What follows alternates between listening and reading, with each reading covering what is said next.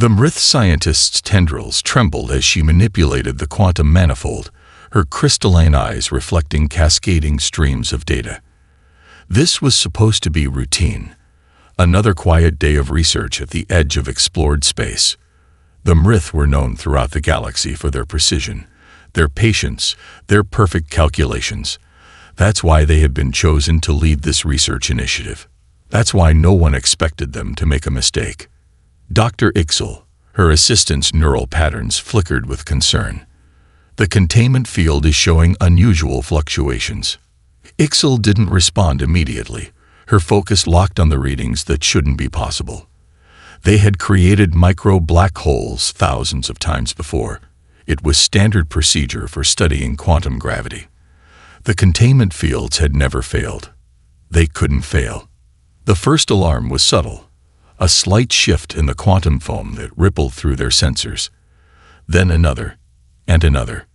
"Shut it down," Ixel commanded, her crystalline form vibrating with sudden fear. Emergency protocols, full spectrum. But the cascade had already begun. The micro-black hole, no larger than an atom, began to pull in surrounding matter. This wasn't unusual. This was expected. What wasn't expected was the way it twisted, split, and multiplied. Where there should have been one contained singularity, there were now two, then 4, then 16. The research station's AI launched emergency protocols, but they were designed for conventional disasters. This was something else, something impossible. News of the incident reached the Galactic Council within hours. The Mrith research station had gone dark, along with 2 nearby systems. Long-range sensors showed a chain of growing black holes, each one feeding the creation of the next in a pattern that defied known physics. In the Council's emergency chamber, representatives from over 300 species gathered. The Artaxians, silicon-based beings who had mastered dark energy manipulation, proposed containing the chain with artificial gravity wells. The attempt failed within minutes, their technology scattered like dust in a hurricane. The Zettel Collective, beams of pure energy, suggested creating a quantum barrier. Their finest minds merged into a singular consciousness, channeling power that could reshape solar systems. The black holes devoured their barrier as if it weren't there. "The chain's growth is accelerating," announced High Counselor Vector, his holographic form flickering with distress patterns. "At current expansion rates, it will reach the Carina sector in 48 standard hours. Population, 18 billion. The chamber erupted in overlapping discussions, each species proposing solutions based on their most advanced technology. None of them noticed the human representative at first. Humans were still new to the Council, having only achieved faster-than-light travel 3 decades ago. They held observer status, allowed to watch, but rarely to participate in major decisions.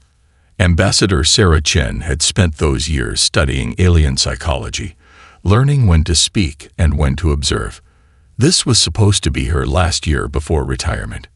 She stood, knowing what she was about to say would either save billions or end humanity's participation in galactic politics. "Point of emergency privilege," she said, using the Council's formal protocols. The chamber didn't quiet immediately. Humans weren't considered important enough to command immediate attention. Then she did something unprecedented. She activated her neural implant, hijacking the chamber's environmental systems. The lights dimmed, and the temperature dropped several degrees. Every species present felt a primal shiver, a reminder that space was cold, dark, and unforgiving. Silence fell. "We have an idea," Chen said into the darkness, her voice steady. "But you're not going to like it." The lights came back up. Chen stood calmly as hundreds of alien eyes, sensors, and consciousness patterns focused on her. She could feel the mixture of anger at her presumption and desperate hope that she actually had a solution. "How dare you override chamber systems?" Vector's hologram flared with indignation. "3 systems are already gone," Chen replied. "Protocol is a luxury we can no longer afford. Now, would you like to hear how we propose to stop this, or would you prefer to maintain proper etiquette while we watch worlds die. The chamber erupted again, but this time all attention was focused on the human ambassador. For better or worse, this was the moment that would change humanity's place in the galaxy forever. Ambassador Chen's neural implant projected a holographic display in the center of the council chamber. The image showed a dying star, its red giant phase nearing its end. As the council watched, simulated data streams indicated targeted energy pulses being fired into specific layers of the stellar mass. "You can't be serious," whispered Archon Vix of the Stellar Preservation League, their bioluminescent patches flickering with horror. "You're proposing stellar manipulation." "Not manipulation," Chen corrected, her voice steady. "Controlled detonation." The chamber erupted. A quantum harmonist fainted, their crystalline form shattering into 1,000 glittering pieces. The hive mother of the Zuzettel collective vibrated at a frequency that shattered 3 data terminals. High Counselor Vector raised all 4 of his primary appendages, demanding order. "Ambassador Chen, what you're suggesting isn't just unethical, it's barbaric. The galaxy banned stellar engineering after the Proxima War. Even possessing this technology is a violation of multiple treaties." "Treaties your species wrote," said Dr. Marcus Wong, stepping forward from behind Chen. The human physicist had been quietly analyzing data since the crisis began. Treaties that assumed we'd never face something like this. Wong took control of the holographic display. The dying star simulation was replaced by real-time footage of the black hole chain's expansion. 3 more systems had vanished while they'd evaded. "The chain is propagating through quantum entanglement," Wong explained. "Each black hole creates a specific gravitational frequency that triggers the formation of the next. It's like a cosmic domino effect. Traditional containment methods won't work because they don't address the quantum resonance pattern. And destroying a star will." The Artaxian science director's silicon form pulsed with skepticism. "Yes," Wong said simply, "because we're not just going to destroy it. We're going to make it dance." He expanded the holographic display, showing the complex mathematical models behind the human plan. The equations were a bizarre mixture of advanced quantum mechanics and what appeared to be crude force calculations. "This is impossible," declared a Mrith scientist, their crystalline eyes scanning the data. "These equations, they're imprecise. You're leaving variables undefined. There are probability ranges instead of exact values." "Exactly," Chen said, allowing herself a small smile. "That's why it will work." She walked into the center of the holographic display, her figure now surrounded by streams of calculations and stellar modeling. "You've all been trying to solve this with perfect solutions, perfect containment fields, perfect quantum barriers, perfect calculations, but the universe isn't perfect. It's messy, chaotic, and sometimes you need to fight chaos with chaos. The gravitational wave from a precisely engineered supernova," Wong continued, "will create a counter-resonance pattern. It won't just stop the black holes, it will unravel the quantum entanglement keeping the chain reaction going. And how many will die in this controlled explosion?" Vector demanded. "None," Chen answered. "If we do this right, the star we've chosen is already dying in an uninhabited system. We have the technology to control the blast wave. Technology you shouldn't have." Archon Vix was practically glowing with anger now. "How long have humans been developing stellar engineering capabilities?" "Since the day we reached the stars," Chen replied, her voice hardening. "Because we knew that someday something like this might happen. Call it primitive, call it paranoid. But right now, our paranoia might save billions." A junior diplomat from the Carina sector, whose home systems were next in the chain's path, floated forward. "How certain are you this will work?" 87% probability of success," Wong answered. The chamber filled with derisive sounds. The Mrith scientist's crystalline form chimed with what might have been laughter. 87%. We don't launch probes without 99.9% certainty." "While you calculate for certainty," Chen said, her voice cutting through the noise, 3 more systems have gone dark. The chain is accelerating. In 42 hours, it hits Carina. We're doing this with or without your approval. The only question is whether you'll help us save lives or watch us do it alone."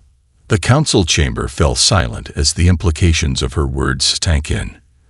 Humanity wasn't asking for permission. They were declaring their intent, and the galaxy would never see them the same way again. Deep within the Kuiper Belt, the massive doors of asteroid base Omega slid open for the first time in 15 years. The facility's existence had been humanity's best-kept secret, hidden even from their closest alien allies. As emergency lights flickered to life, they revealed rows of devices that looked like massive metal flowers, each petal inscribed with circuitry that seemed to absorb light rather than reflect it. "Status report," Captain Sarah Martinez called out, her voice echoing through the cavernous chamber. "Solder manipulation array units 1 through 12. Online," her chief engineer responded, fingers dancing across holographic controls. "Quantum stabilizers at 93% capacity. We've been maintaining them all this time, just like the protocol said." "All this time," Martinez echoed, running her hand along one of the devices. "They called us paranoid for building these. Said we were wasting resources preparing for scenarios that would never happen." The facility's AI projected a tactical display showing 17 alien fleets converging on the Sol system. The Artaxians led the charge, their crystalline ships glinting like stars. Behind them came the organic vessels of the Zizethel Collective, pulsing with bioluminescent warnings. "Captain," her communications officer interrupted, "we're receiving simultaneous demands from multiple species to stand down and surrender our forbidden technology for immediate destruction." Martinez smiled grimly. "Send them our standard response. The one where we tell them to." "That's the one." On the bridge of the Artaxian flagship, Supreme Commander Ixval watched in disbelief as human vessels began emerging from hidden docks throughout their solar system. Each ship carried components of what his sensors identified as stellar engineering equipment. "Impossible," he muttered, his crystalline form vibrating with shock. "These readings suggest they've had this technology for decades, right under our sensors." "Sir," his tactical officer reported, "the human ships are dispersing. They're using some kind of primitive FTL drive we've never seen before. Our targeting systems can't get a lock." In the council chamber, now transformed into a crisis center, Ambassador Chen stood calmly before the emergency session. The holographic displays behind her showed human ships scattering across multiple sectors. "You lied to us," High Counselor Vector accused. "All these years, pretending to be a primitive species barely managing FTL travel." "We never lied," Chen corrected. "We just never volunteered information you didn't ask for." "There's a difference. Your ships are carrying planet-killer technology." "No," Chen's voice hardened. "We're carrying Star-Saver technology." "There's a difference there, too." On Earth, Dr. Wong supervised the loading of the final calculations into quantum-encrypted databases. Each ship would carry a piece of the solution, ensuring no single vessel could be captured and reveal the full plan. "We've got movement," his assistant reported. "The Mrith are positioning ships to block the route to the target star system." Wong didn't look up from his calculations. "They won't fire." "How can you be so sure?" "Because they're scientists. And right now, even though they're terrified of what we're about to do, a part of them desperately wants to see if it will work." In deep space, Captain Martinez's ship led the convoy carrying the primary stellar manipulation array. Her tactical display showed alien vessels pacing them, but maintaining distance. "They're scanning us," her science officer reported. "Multiple bands. They're trying to figure out how our tech works." "Let them look," Martins replied. "Sometimes the best way to keep a secret is to show people exactly what they're looking at.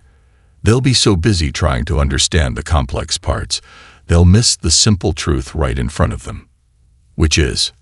Martinez watched as another system winked out of existence, consumed by the advancing black hole chain. That sometimes the most dangerous technology isn't the most advanced.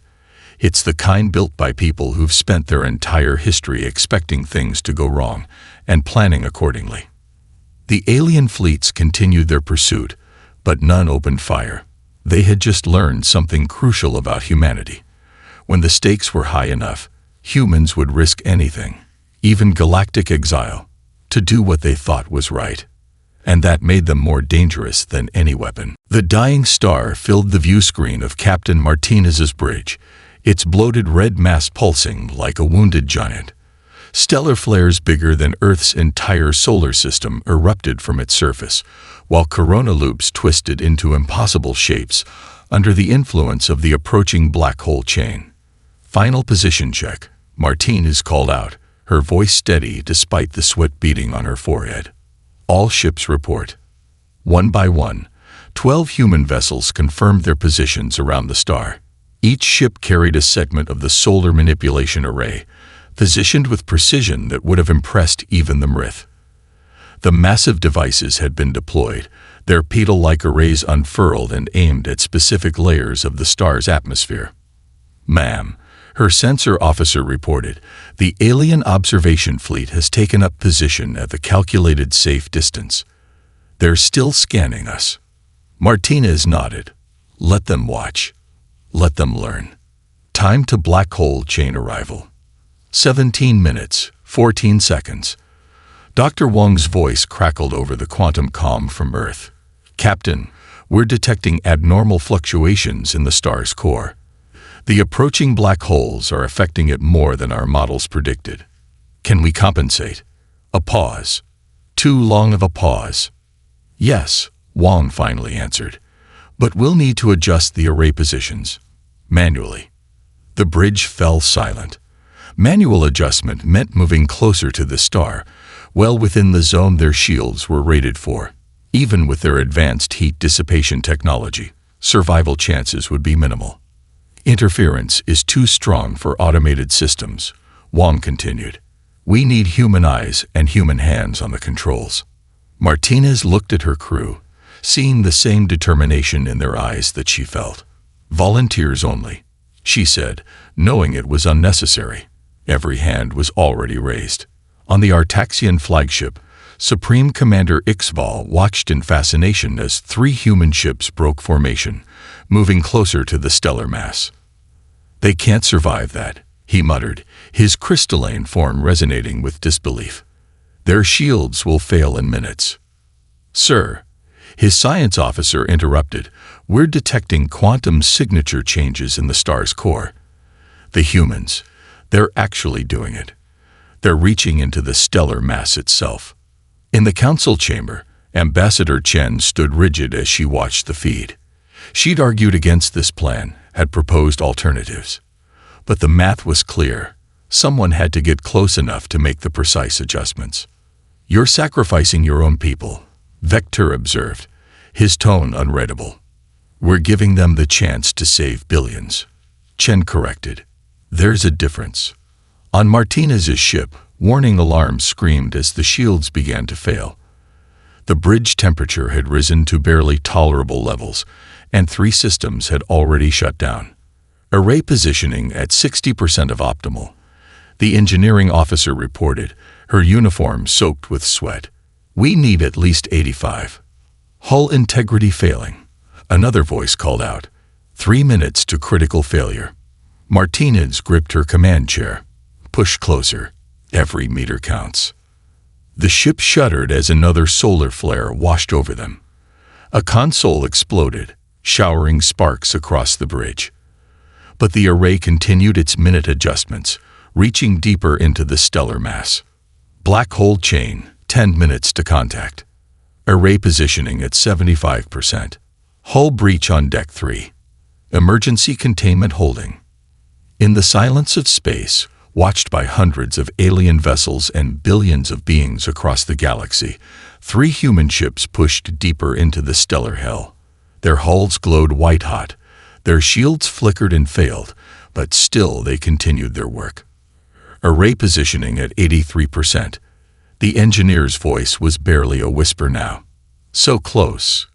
All hands, Martinez's voice carried across all frequencies, broadcast to every ship and station watching. It has been an honor. For Earth. For everyone. The star's mass began to shift, its outer layers twisting under the influence of the arrays.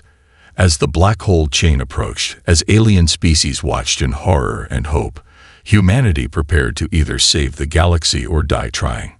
And in that moment, every watching species finally understood. This wasn't just technology they were witnessing. This was sacrifice. This was determination. This was humanity, standing against the impossible with nothing but courage and conviction. This was the day everything changed. The stars screamed.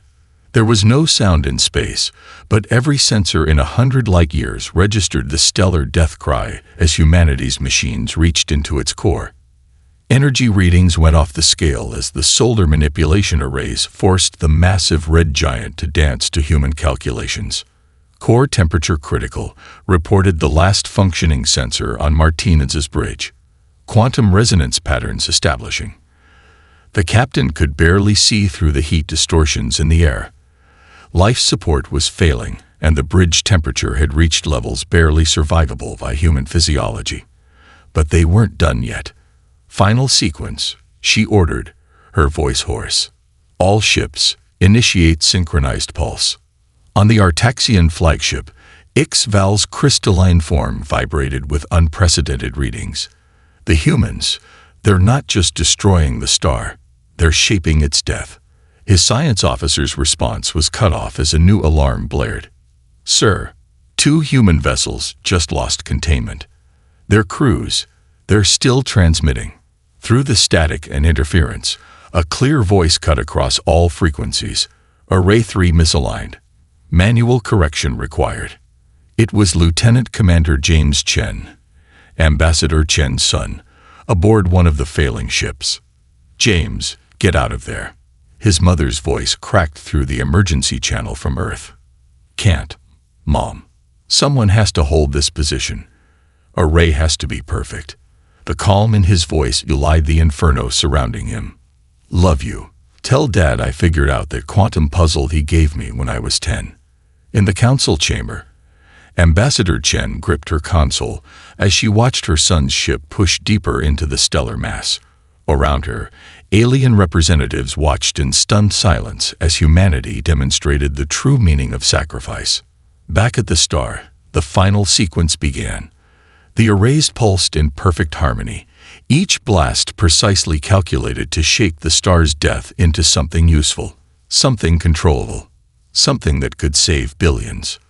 Black hole chain entering final approach. Wong's voice crackled from Earth. 30 seconds to contact. Martinez looked at her bridge crew. What remained of them? It has been the highest honor serving with you. Begin final pulse sequence. The dying star's core began to collapse, but not in the chaotic way of a natural supernova. Under the influence of human technology and human sacrifice, it fell inward in a controlled pattern, building energy in specific layers. 20 seconds. James Chen's voice came through one last time. Array 3 locked. Position perfect. Give them hell, Captain. His ship vanished in a flash of stellar fire. 10 seconds. The black hole chain approached, a string of cosmic destroyers that had consumed entire systems. The void of their existence met the carefully orchestrated death of a star. Martinez hit the final command. Light it up. The star exploded, but this was no ordinary supernova. This was humanity's greatest achievement and most terrible weapon combined into one moment of cosmic engineering. The blast wave erupted in a precisely calculated pattern, its gravitational waves tuned to the exact frequency needed to disrupt the quantum entanglement driving the black hole chain. Space itself seemed to shudder as fire met void. The black holes, unstoppable until now, met an irresistible force shaped by human hands and human sacrifice. On viewing screens across the galaxy, billions watched as the chain began to break. One by one, the black holes destabilized, their quantum connections shattered by the precisely tuned gravitational waves. In the council chamber, there was total silence as the sensors told the story. The chain was breaking. The threat was ending. Humanity's impossible plan had worked. But the price had been high. 3 ships lost with all hands. Hundreds of lives given voluntarily to save billions of aliens who had, until today, considered humans barely worth noticing. Ambassador Chen stood straight, tears flowing freely as she faced the council. The threat is ended. Humanity requests permission to recover our dead. The council chamber remained silent, every alien species trying to process what they had just witnessed. They had expected humans to fail. Instead, humanity had rewritten the laws of possibility. And the galaxy would never be the same. Recovery ships moved through the stellar debris field, their sensors searching for any trace of the lost crews. The remnants of the star system were barely recognizable. Where a red giant had once dominated space, now only a scattered field of superheated plasma and quantum-charged particles remained. The black hole chain was gone, leaving behind nothing but twisted spacetime and broken physics. Captain Martinez's ship, barely holding together, maintained position at the edge of the debris field. Her bridge was eerily quiet, emergency systems casting red shadows across burned-out consoles and melted deck plating. "Life sign readings?" she asked, though she already knew the answer. "None, Captain." Her sensor officer's voice cracked. "The stellar temperatures. There wouldn't be anything left to find." On the main viewer, alien vessels from 17 species had joined the search, their advanced sensors scanning through the chaos. It was the first time in galactic history that so many species had cooperated without formal treaties or council oversight. Ambassador Chen's voice came through the damaged comm system. "Sarah, the council is asking for casualty numbers. They need them for the official record." Martinez closed her eyes, remembering faces, names, last words. 342 volunteers. Tell them that number. And tell them every single one knew exactly what they were signing up for. In the council chamber, the numbers hit hard. Vector's holographic form flickered as he processed the information. 342. For billions saved. How do you calculate such an exchange? "We don't," Chen replied, her voice steady despite her personal loss. "That's something you've never understood about humans. We don't calculate the worth of sacrifice. We just know when it's necessary." The Mrith scientist who had accidentally started this crisis approached Chen, her crystalline form dim with grief. "Your people died fixing our mistake. This debt can never be repaid." "Then don't try to repay it," Chen said. "Learn from it instead." On the edges of the debris field, the Artaxian flagship registered an anomaly. Supreme Commander Ixval studied the readings personally, his crystalline structure resonating with disbelief. "These patterns in the stellar remnants," he announced across the combined fleet channels. "The humans didn't just destroy the star, they've created something entirely new." Dr. Wang's voice cut in from Earth. "The quantum resonance patterns from the controlled detonation have created a stable network of micro-wormholes. The very fabric of space in this region has been fundamentally altered." "You knew this would happen," Ixval accused. "This wasn't just about stopping the black holes." "No," Wang admitted. "It was about proving something was possible, something that could change everything." In the debris field, Martinez's ship's sensors picked up the first clear readings of the phenomenon. The controlled supernova hadn't just destroyed. It had created. Networks of quantum-entangled space were forming, creating potential pathways through the galaxy that defied traditional physics. "Status report from the Carina sector," her comm officer announced. "Population centers beginning celebration. They're calling it the miracle of the burning star." Martinez looked at her burned hands, remembering the heat of the final moments. No miracle, just people doing what needed to be done. In the council chamber, the implications were beginning to sink in. Humanity hadn't just saved the galaxy, they had changed it. The technology they had revealed, the capabilities they had demonstrated, the sacrifices they had made. Nothing could go back to how it was before. Ambassador Chen stood before the Council one final time that day. We understand if you need to reevaluate humanity's place in the galactic community. We kept secrets. We developed forbidden technology. We acted without authorization. But know this, we would do it all again. The chamber was silent for a long moment before Vector spoke. The galaxy feared you might destroy a star. Instead, you sacrifice your own to save billions who never knew your names. How do we judge such actions? Chen looked at the holographic display showing the last known positions of the lost ships. You don't judge them, Counselor. You remember them. And you make sure their sacrifice meant something. In the debris field, the search continued, though everyone knew there was nothing to find. The dead had become part of the star they had engineered, their sacrifice written into the very fabric of space itself. This was their legacy. This was their gift to the galaxy. This was the price of going too far. 1 month after the burning star incident, the quantum encrypted message boards across the galaxy couldn't stop talking about humans. Amateur videos of the star's final moments had been viewed trillions of times. Every species had their own name for the event.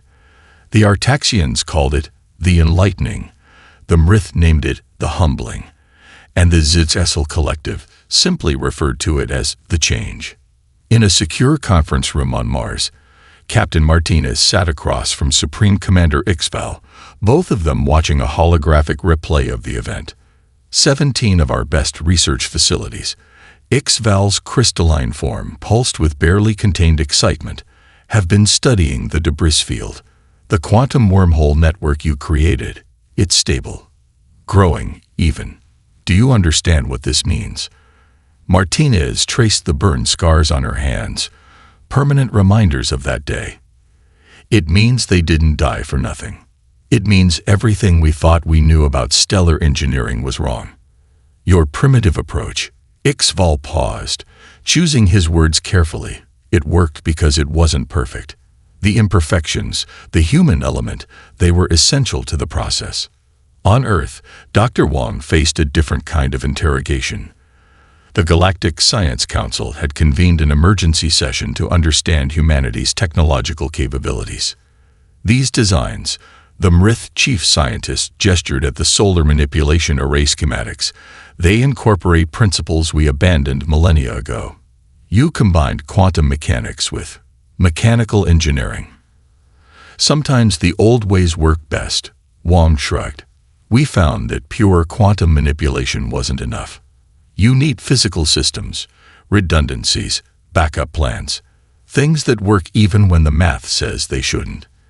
In the Carina sector, Ambassador Chen attended memorial services on 17 different worlds.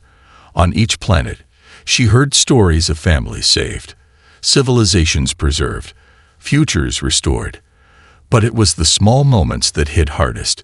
An alien child presenting her with a crystal containing an eternal flame, a Zixavel elder sharing their consciousness memories of the event, a Mrith composer performing a crystalline requiem for the human dead. But not everyone celebrated. In the darker corners of the galaxy, fear began to spread. A species that could engineer the death of a star, that would sacrifice hundreds to save billions, that had hidden such capabilities for decades. What else were they capable of? The Artaxian Defense Council met in emergency session. Their technology, one admiral argued, it's not just advanced, it's unpredictable. They don't think like we do. They don't plan like we do. Exactly, Ixval interrupted, having just returned from Mars. That's what makes them essential to our future. On 1,000 worlds, in 1,000,000 conversations, the same questions echoed. How do you handle a species that breaks the rules to save lives? That hides world-ending technology until the moment it's needed to save worlds. That values sacrifice over certainty. In the debris field, now nicknamed the Chen Memorial Zone after James Chen and his crew, research vessels from across the galaxy studied the growing network of quantum pathways. The technology that humanity had revealed wasn't just revolutionary. It was impossible by all previous understanding of physics. They knew, a Zexable researcher observed to their colleague. They knew this would happen. The stellar manipulation wasn't just about stopping the black holes. It was about showing us what was possible. In high-security briefing rooms across the galaxy, military strategists rewrote their assessments of human capabilities. Intelligence agencies scrambled to identify other potential human technological secrets. Diplomatic corps revised their protocols for human interactions. But perhaps the most significant change was invisible to sensors and statistics. Across the galaxy, species began to look at the stars differently. The cosmos was no longer just a place of perfect mathematical constants and predictable physics. Humanity had proven that sometimes the impossible was possible, that sacrifice could reshape reality, that going too far could be exactly far enough. In her office on Earth, Ambassador Chen received the preliminary report on the Quantum Pathway Network. The applications were beyond anything they had initially hoped for. Faster travel, new forms of communication, possibilities that even humans hadn't imagined. Was it worth it? Vector's hologram asked during their daily briefing. Chen looked at the photo of her son on her desk, then at the stars visible through her window. Ask me again in 100 years, when we see what they died to create. The galaxy would never be the same. And that was exactly what humanity had intended all along. The formal ceremony for Earth's elevation to the inner circle of the Galactic Council was interrupted precisely 3 minutes after it began. The Synthetic Consciousness Collective, a reclusive species of artificial beings who rarely participated in galactic politics, manifested their quantum avatars in the center of the chamber.